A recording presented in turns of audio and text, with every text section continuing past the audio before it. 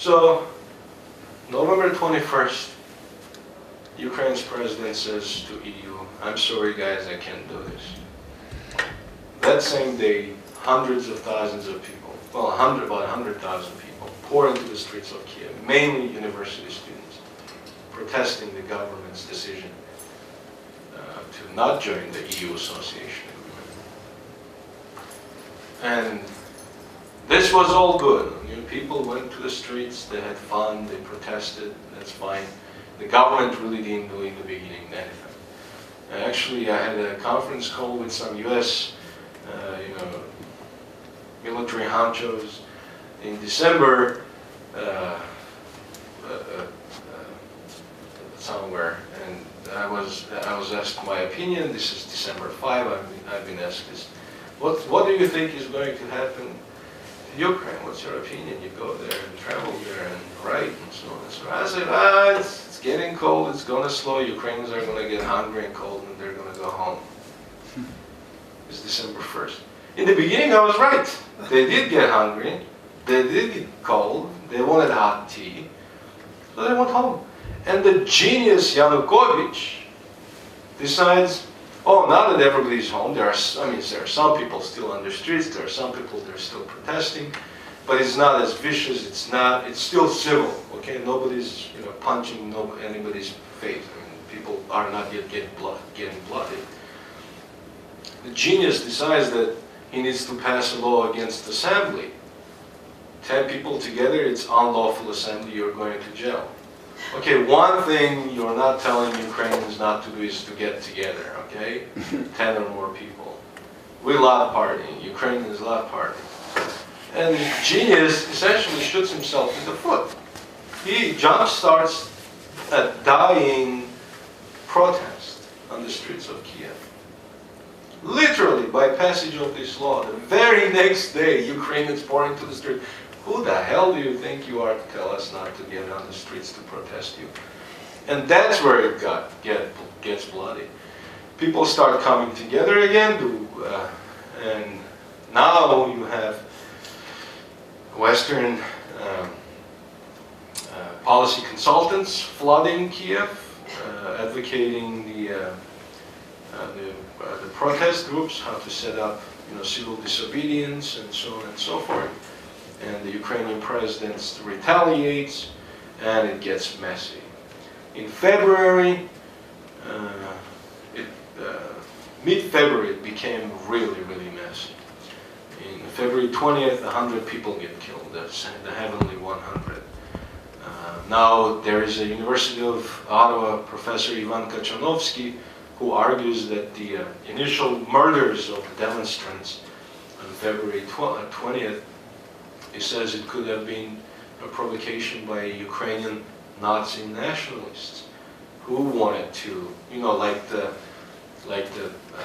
München putsch with Hitler. It was a provocation, there was blood, and the coup d'etat happened, right? Hitler came to power.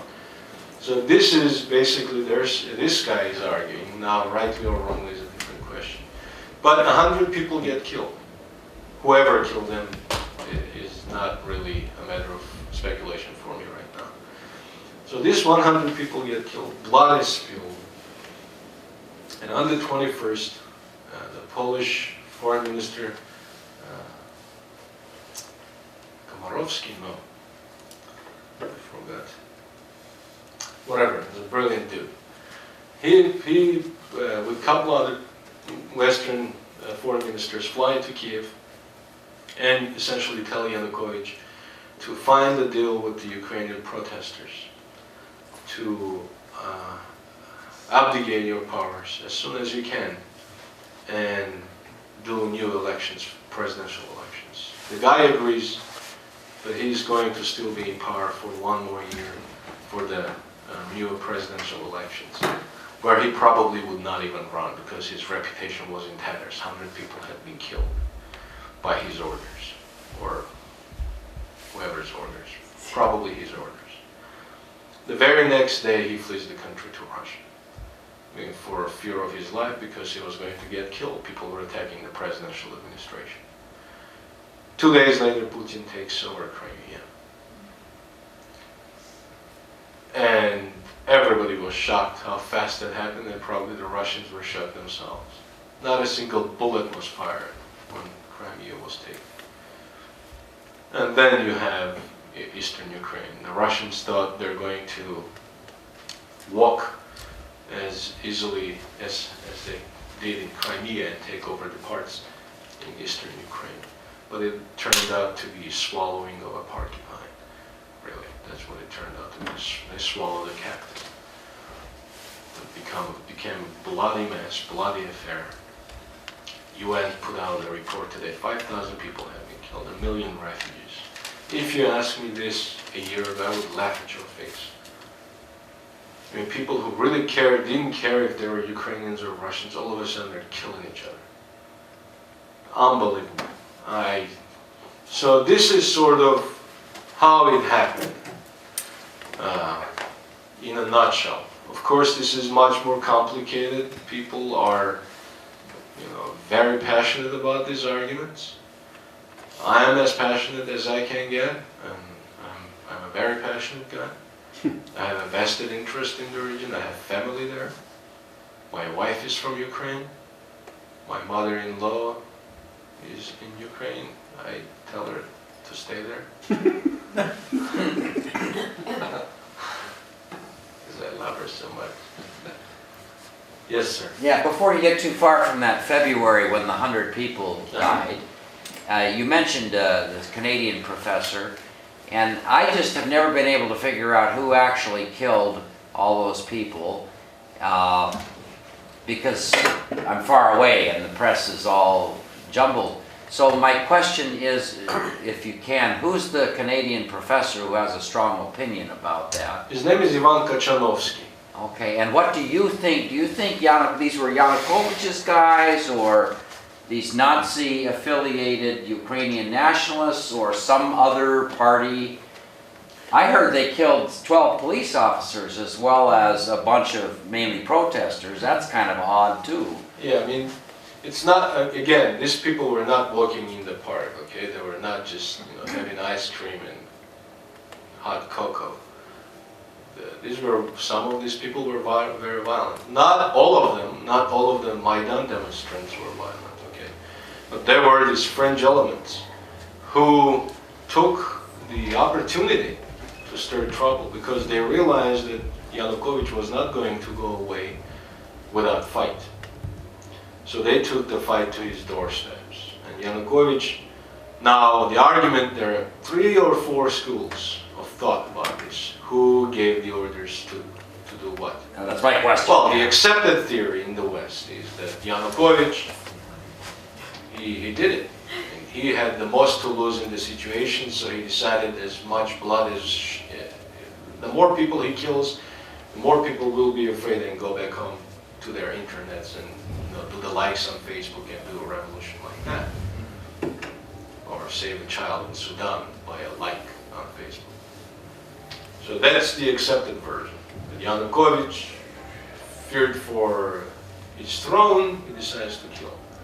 Well, there is some people who say actually it was not Yanukovych, it was actually Putin who sent the Russian Spetsnaz, the special forces, the police special forces, to kill and intimidate people. They were just standing behind Yanukovych. Yanukovych may have given the initial green, but because no Ukrainian special forces were involved, Yanukovych had a plausible deniability. I didn't do it, it was Putin, or it was whoever, okay.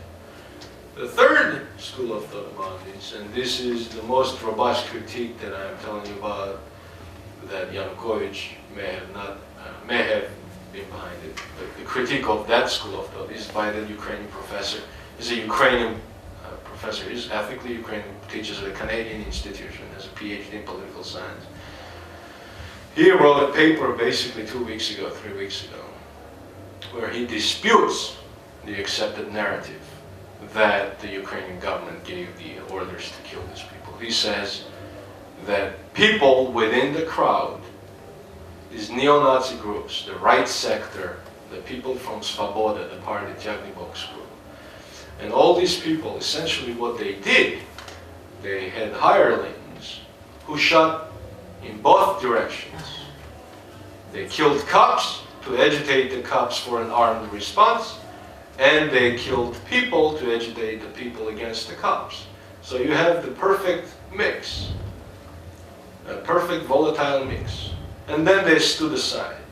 And these two groups went at each other, and people got mad at Yanukovych. Yanukovych escaped, so they orchestrated a coup d'etat against Yanukovych. Okay, this is his critique of this. I don't know the exact, because all three of them have certain logic to it, you know, when cui bono, right? Whose benefit is that? This happened to the benefit of the people in power in Ukraine right now. So, using Occam's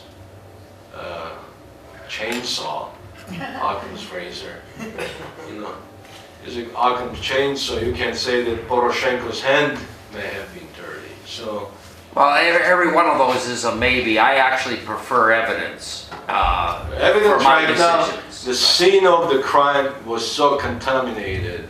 I understand. If you, it's impossible. It's such a morass. This is revolution. But that's why I was asking you Revolutions are your messy, best, right? your best guess. My best assessment is all three of them.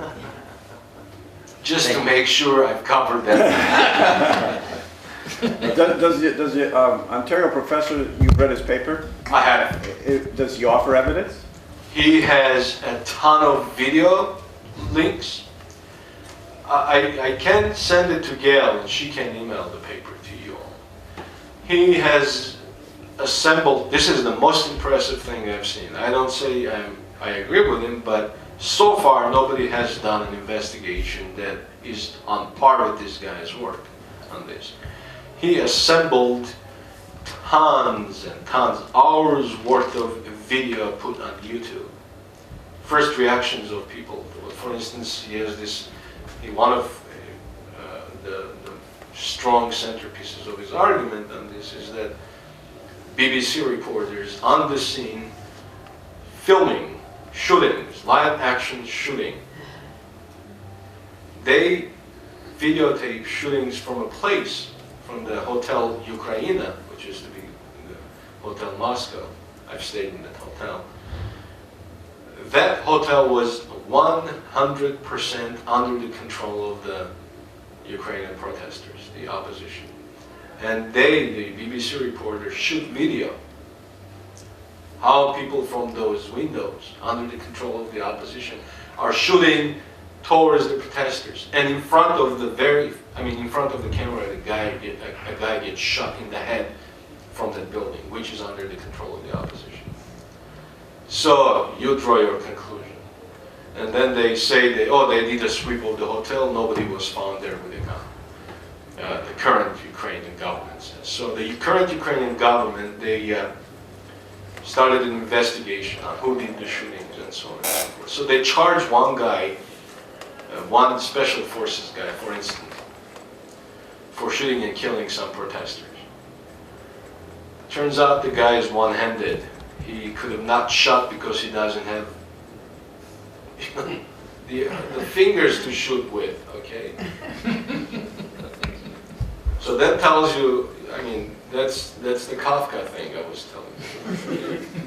So they arrest a guy, charge a guy, put a guy in prison for murdering people who doesn't have arms to shoot people.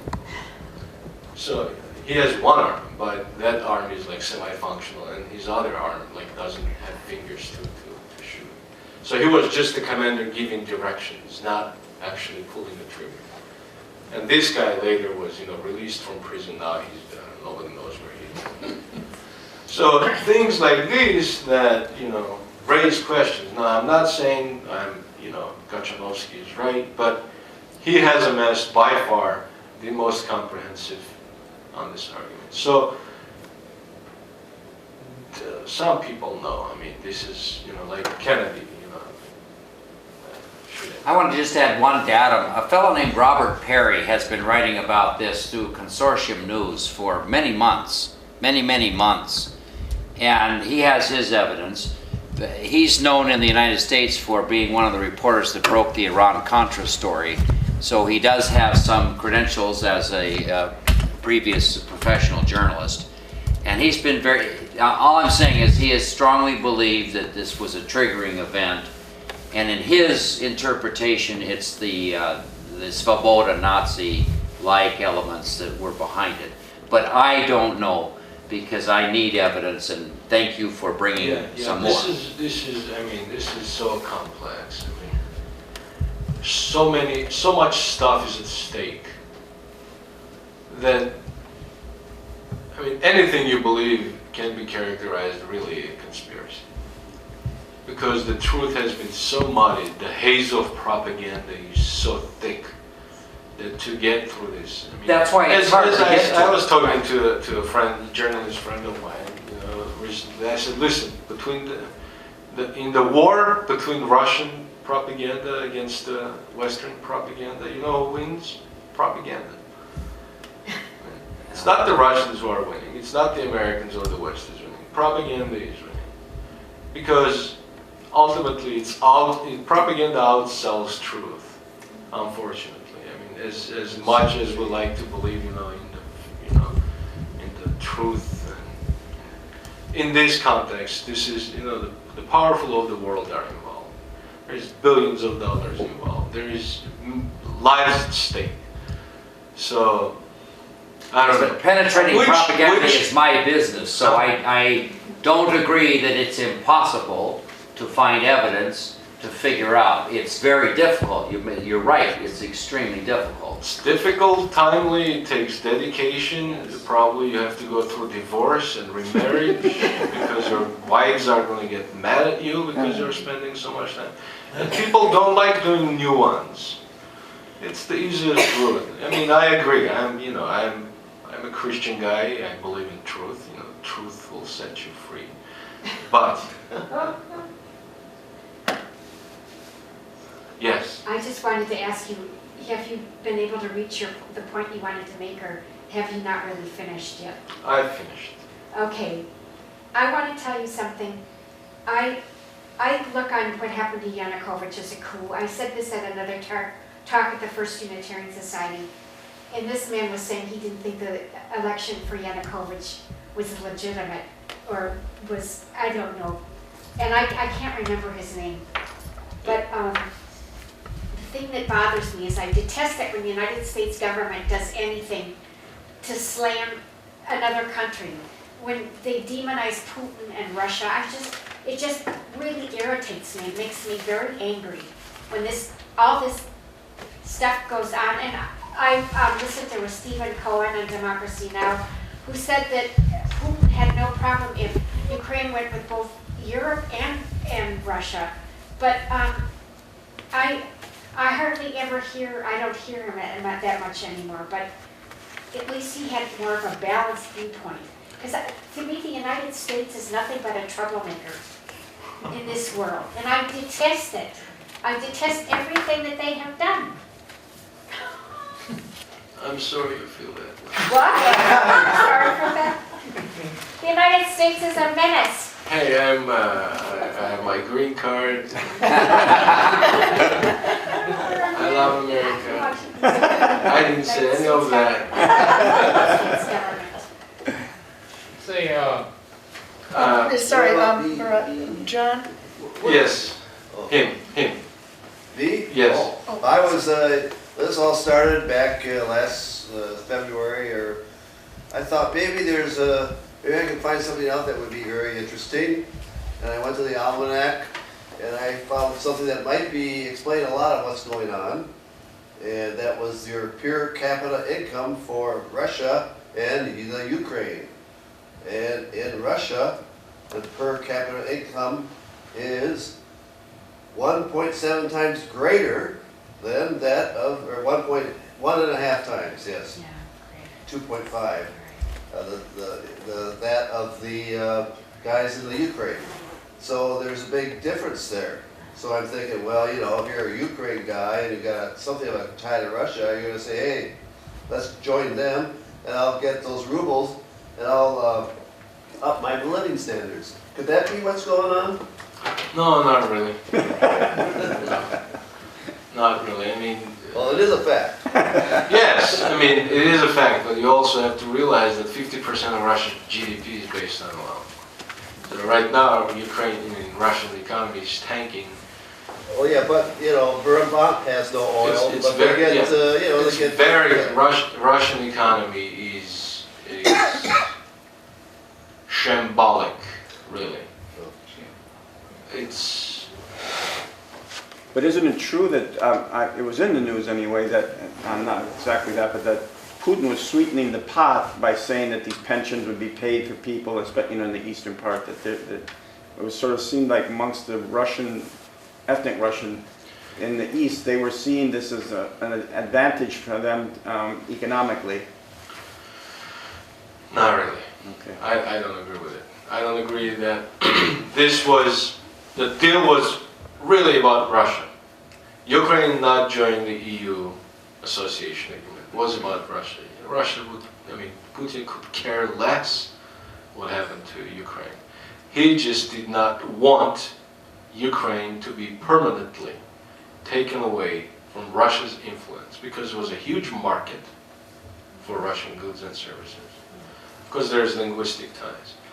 But, and the other thing, why Yanukovych actually made pragmatic sense for Yanukovych to join the Eurasian Union, was that 80% of Ukrainian goods end up in Russia. Okay? Ukraine does not produce anything that would be of any value to the European markets. Maybe the agriculture. Anything. They import potato from Israel. The whole country is made of potato, okay? Whole countries have potato. But they take it because the system is so corrupt, they sell it to Libya and they import potatoes from Israel. Go figure that one out. So for them it was pure economic, it made economic sense to Ukraine to go Russia's way. Nobody's going to wait 10, 15 years and see if whatever economic reforms they're doing in the country will work out. What you say about the economics is very similar to what I've read. I have this one narrow question. I have read that the eastern part of Ukraine has a fair amount of weapons industry companies that supply entirely Russia, not anybody else, and that would be, if they were to lose that, that would have a significant effect on their military. Yeah, absolutely. Okay, well, I thank you for... Kharkov has the tank factory. Officially it was called a tractor factory, but it was not tractor. I lived nearby, they made tanks. Donetsk has rocket producing capabilities. So Ukraine's economy is also... Well, they couldn't import that to the west, but No, it's who's very going important to the east. You think American, French, British, and Canadian companies are going to let Ukrainian-made weapons make into NATO armies? No, Not going to happen. I'm agreeing with you Absolutely not going completely. to happen. Right. So what was going to happen? These countries were, these industries were going to be taken over, probably, and shut down.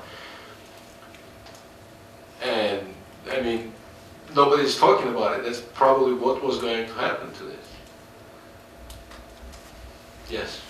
This might sound like a naive question, but when you look at the big potential blow-ups that could occur in this part of the world, why would the EU and NATO and the United States be fomenting this anti-Putin, bring back the Cold War mentality?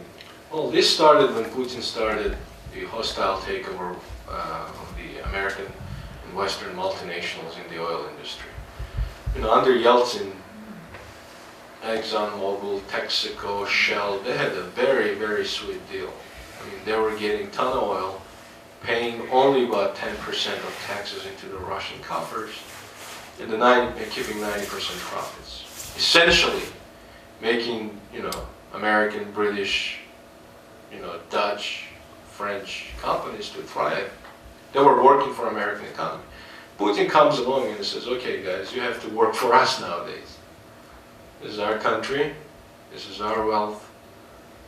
Whatever you produce here, we're going to have a fair share. I don't remember the exact percentage, but this was pretty much similar to the Aramco and in Iran, okay, at the turn of the last century. So very, very similar when this is happening. And none of, I mean, people didn't like it. And he puts Khodorkovsky in prison, who was about to sell his company Yukos, to the Bush family, or not to the Bush family, but the people in the ExxonMobil who were trafficking with Bush. So this starts with that.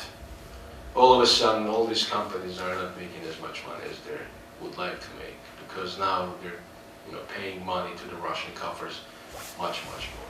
Then Putin says, actually, it's not even enough for us anymore. We're just going to take over it. And they did. They almost completely threw out shell from the country. They took over the oil fields that were borrowed by Shell and so on and so forth. So it starts from there. All of a sudden, Russia starts taking the money that it felt belonged to them. Number one. Number two, paid Russia under Putin absolutely got rid of its foreign debt. They had a $500 billion outstanding debt since the days of the Soviet Union. All of a sudden, within 7 years, that debt is gone. 30, 40 years ahead of time. And all of a sudden, the Western banks could not anymore dictate Putin what to do. And there's a guy, Andy Kutchins in Washington, D.C., he used to teach at Georgetown University. He did some of his calculations, and he says, I wish we had an American president like this guy, who would, who would actually, I hope nobody's going to put him in prison for that, for me quoting him. He did say that. And because he got rid of the foreign debt. And you couldn't just, throw the guy around anymore. This was not, Muhammad Ali versus me. This is an entirely different ballgame. Now this gave resentment. So for the West, and Putin became this spoiler on a number of foreign policy objectives that the West had. Libya, Putin warned the West, don't do to Gaddafi what you are going to do. Reluctantly, Putin said, okay, I'll stay neutral, do whatever you're going to do. And what did happen to Gaddafi? They killed him like a dog, really. And Putin said, stay off Syria. Because if you don't stay off Syria, Christians are going to get killed. And, he proved himself a prophet in a sense. Christians are no more in Syria. Slaughtered. They're done. That's pretty much where Christianity began. Not discounting the Israel and Judea and Jerusalem, but the first Christian communities. Their birthplace are suffocated. And so many Western prerogatives that Putin spoiled, or Putin was against. And Putin felt belittled when his advice was essentially overruled by the West. And so when this happened in Ukraine, when the, Yanukovych was overthrown, Putin said, I've had enough. I've had enough. So I'm going to totally disengage from the West. And my disengagement may do much harm to me, but harm is reciprocal. I will totally engage with China. Totally engage. Turn to the East. We've had enough of the West. You bring a bunch of decadent stuff to us. And now, of course, this is all demagoguery and hypocrisy and so on and so forth. Still, much of Russia's, elite kids are in Western universities and live in the West. But, this scores points with the common Russian, the Russian street, if you will. So, Could you I'm comment sorry. on, I'll come to you. Just on the whole natural gas deal we heard so much about, going to Europe and him having the leverage to shut off the valve? Well, Europeans are hooked on Russian gas. They really are. Finland, 100% of its gas is from Russia. Close to 80% of German gas is from Russia. So, I mean, Russia actually keeps the lanterns alight in Europe. And so, number one, they sell very cheap, not very cheap, no, world market prices, but because they want to sell as long as possible to keep the market afloat for themselves. They have a good deal with the European. So they feel, again, Russia is playing its foreign policies like a whack-a-mole. I mean, there are so many countries that it has to deal with. Okay?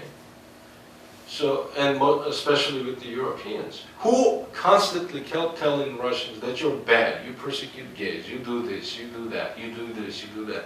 And Russians get exhausted. I mean, so many times you can't take all this criticism, right? So when they get enough of it, it's like, okay, we're shutting down the gas. Freeze. Because, I mean, they have a huge, 1,000-year-old diplomatic practice. Okay, they've been a powerful state since their onset on the world stage. Okay. But, at the same time, they're not going to talk to you ad infinitum. Okay, they're like, okay, let's cut the crap. Okay, let's get to business. And the Europeans are like, okay, what about this? We need to legislate cutting the crap and make it illegal. The Russians are like, okay, we've had enough. Maybe I'm essentializing them. Maybe they're not really like that. But they are really like that. And Germans will come and tell you, oh, your human rights are bad. The Brits will come and tell you, your human rights are bad. Okay, we've had enough. So that's their way.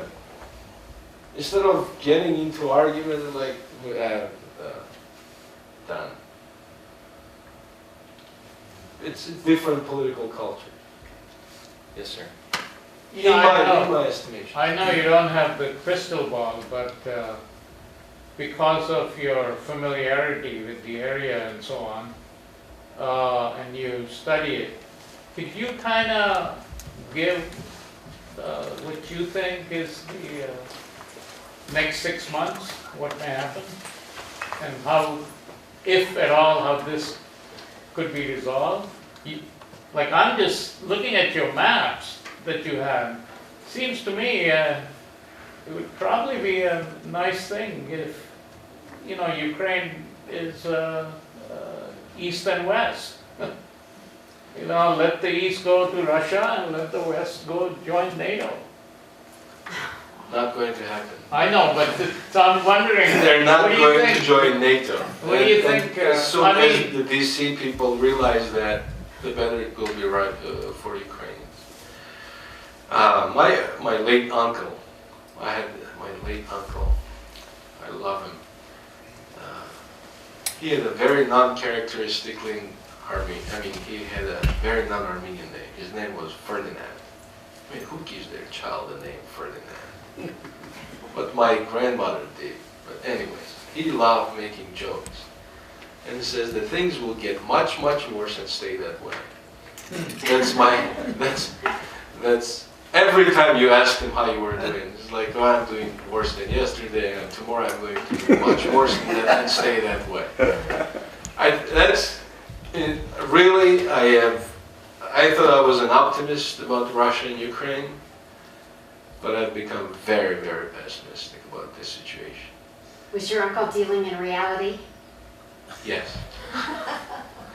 And I'll tell you why. I don't see the end of this. Really? I don't.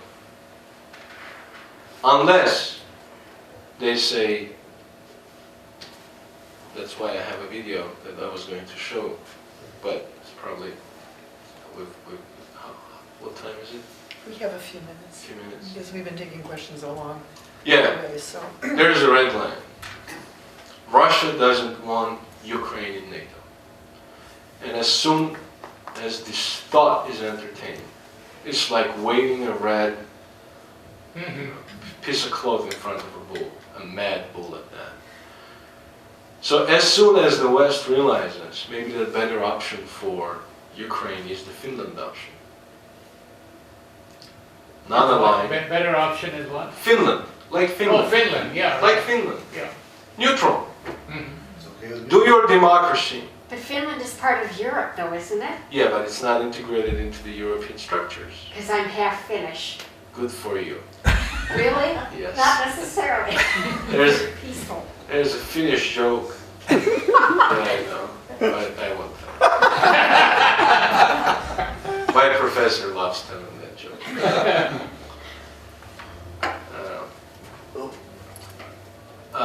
So maybe that's the best option. In my estimation, it is the best option.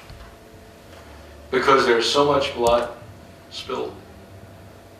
I mean, the tragedy is that you have Ukrainians being killed Yeah. by I mean, Ukrainians. literally families have split apart. Families.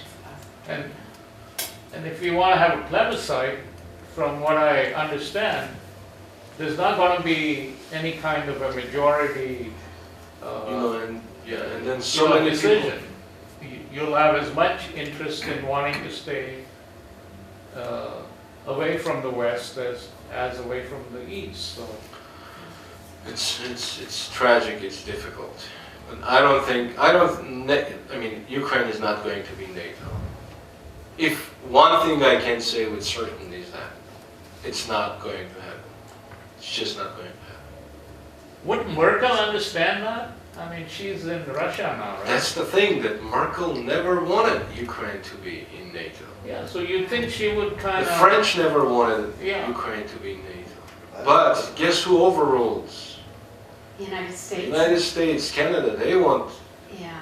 the I don't BRICS, know the why. BRICS want Ukraine in NATO. You know, since the Cold War is over, So- supposedly, NATO shouldn't even exist. This is what's, I didn't go to it, but there was a demonstration against NATO in Chicago, and I never got there, but still, NATO shouldn't exist. World is too warmongering, and the United States, to me, is behind it. You're Finnish. You're the most passionate Finn I've seen. You just destroyed every single stereotype about the Finns in one fell swoop. Yeah, well, she's been in America, that's the influence. Yes, I don't think she too related to many Americans Manhart. don't see it. John Borgen? I know this is far afield geographically, but can you comment about ISIL and what you see how that might play into all of this?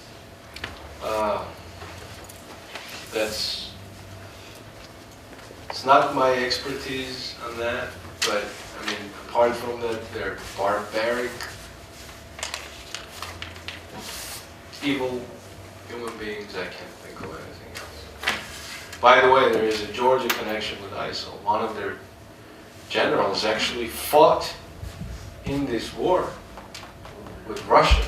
He was trained by American Special Services, and he went and fought against the Russians in 2008. And then after the war, when he gets out of the military, he's framed, put in prison, and in prison he's radicalized by Chechens. Al-Shishani is his name, and he travels to Syria, and he's the military genius actually behind the ISIS's takeover. What's his name? His assumed Muslimized name is Al-Shishani, which means Chechen, actually. And there's a documentary. People travel to the village in Pankisi Gorge in Georgia, talk to his parents, who are absolutely devastated. And they're two brothers, actually. One of them is supposed to be the real brains behind Al-Shishani, but he, lives in hiding. Nobody knows actually what his fate. Yeah, but for me, I'm an Armenian. There's lots of Armenians in Syria and Iraq, and our churches have been destroyed. in Syria, they just destroyed the Deir el-Zor Armenian church, which is in the desert of Deir el-Zor, where 500,000 Armenians were killed by the Ottomans. There was a church that housed the remains of some of the Armenian victims, and they just blew up the place.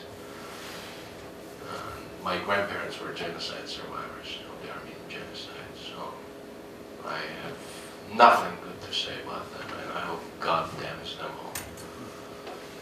I'm sorry if I sounded too categorical there, but There are two more questions. Let's take those before we end. Randy? I'd like to ask you a couple of things about Putin, because some of the things you said were really enlightening for me. First of all, one question I have is, when you were laying out the scenario of the situation with Ukraine, and Putin's invasion of Crimea came so quickly after that, Yushchenko goes back, do you think that because of all these things that you say were building up and making Russia, and particularly Putin, so angry, that there was some kind of pre-planning for Crimea?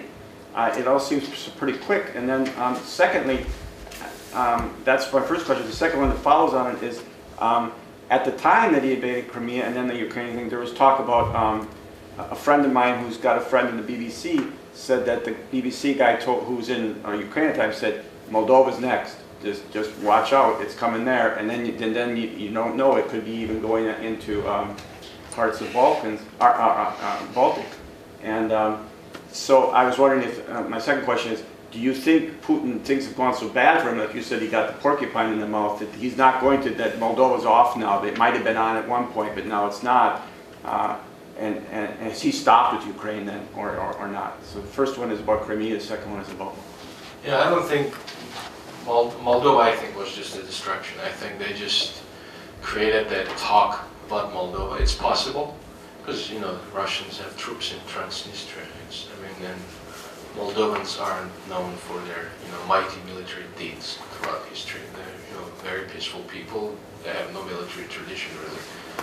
They have been under Romania. So to take over Moldova is not a problem, even with limited troops that Russians have in Transnistria. But Moldova has never been a prized parcel of land for Russia, for a number of reasons. So I don't think it figures in Russian calculus all that much. As to the Yanukovych and the Crimea takeover, actually there is right now, as the Crimea takeover, how it happened so fast, actually right now there is a theory, and this is a very plausible theory, is that the reason Yanukovych made his face about was not about the $15 billion. Then what? Was not about the $15 billion, but that Putin said, if you go EU's way, I will take Crimea. And so it was Yanukovych's way of keeping Crimea and eastern Ukraine intact that he really opted for the Eurasian Union rather than the European Union. Because he was told by Putin the night before in a phone call that Viktor Viktorovich, that's what his father's, you know, his name and patronymic is, if you sign the association agreement in 2 weeks' time, you will lose Crimea. And Yanukovych had no other option because he knew what was going to happen. And so some people are saying, I've been reading the latest reporting, actually our organization just published a book on the military aspects of the Crimea takeover, is that there were plans hatched since 2004 for a takeover of Crimea, because Russia needed, you know, warm waters for its navy, number one, and number two, they had a lease until 2025, I think. Don't quote me on this. Until 2025, Russia had a lease with with Crimea for its navy. So the Russians were thinking, okay, you go to NATO, and all of a sudden you have, under our very noses, in the Black Sea, NATO Navy bases. And the encirclement will be complete. totally devastating. So that's one of the reasons they took over Crimea. So they had a plan since 2004, and this essentially gave them a convenient excuse. But the swiftness of the operation, I mean, I was shocked. On the 22nd, on the 21st, I received a video asking to analyze, geolocate some of the military trucks that were moving. And there were, I'll show on the map where I geolocated it.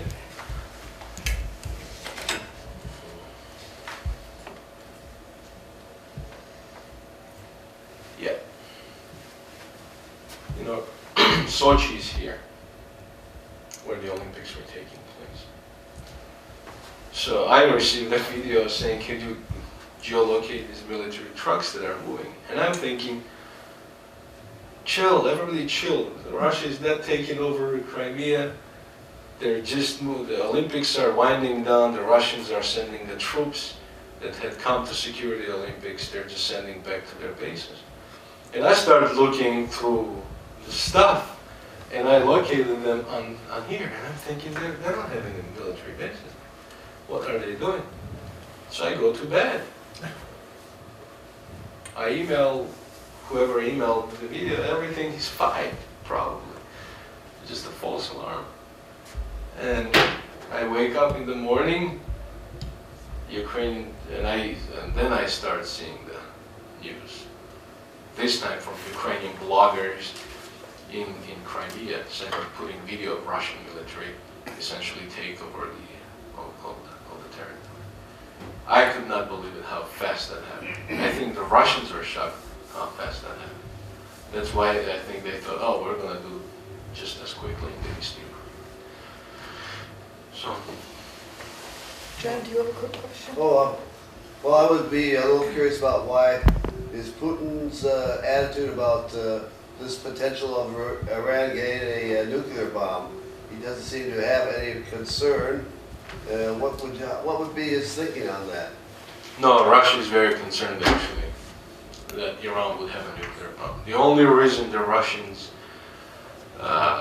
would let Iran develop its nuclear program is because they have enormous financial incentives to have nuclear program for the Iranians. But Russians are very, very worried about nuclear Iran.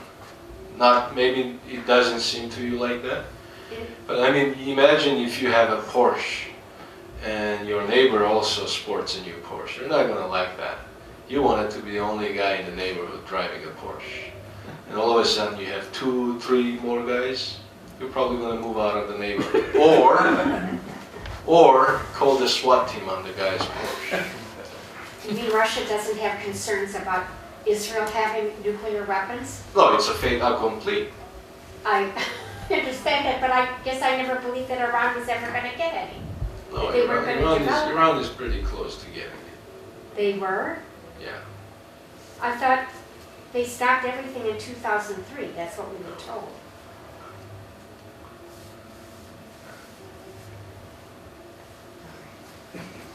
New topic.